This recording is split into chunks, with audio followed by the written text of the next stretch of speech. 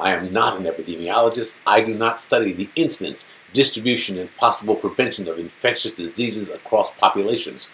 But to a certain extent, I could think like one. Good day, beloved sibling. It is I, Aaron Freeman, here once again with your dose of science-y optimism. There are two things that my epidemiologically minded friends want to discuss: risk factors and vectors. Malaria, one of the great killers in human history, the vector of transmission of that disease is the mosquito. A risk factor for contracting malaria is to live in a mosquito-enriched environment. The same thing can be said about getting shot.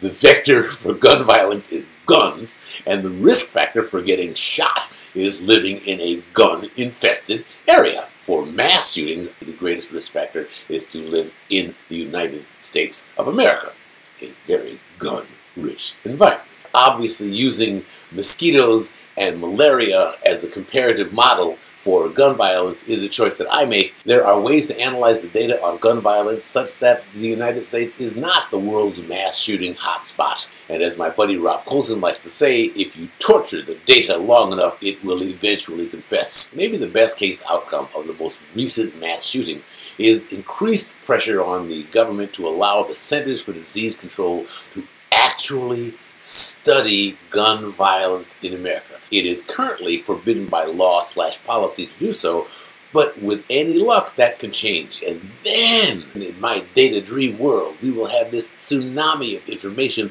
on gun violence in these actual United States, upon which we could base our knockdown, drag-out political battles. So while I am, like many, thrilled to see the renewed commitment of high school students and activists to doing something about gun violence, when I tell a story, the most effective and interesting way to handle gun violence is to science it. Thank you immensely much for watching again, beloved sibling, again, all the way to the end. Mwah! I post new science-y optimistic videos every Monday through Friday. If you enjoyed this one, I hope you will watch, like the page, subscribe to my YouTube channel, and share with someone you know who might themselves enjoy some science-y optimism. You can also find me on Twitter @ExcitableApe. I'm Aaron Freeman. I am an excitable ape. And until we meet again, I hope you have the time of your life as you science the day.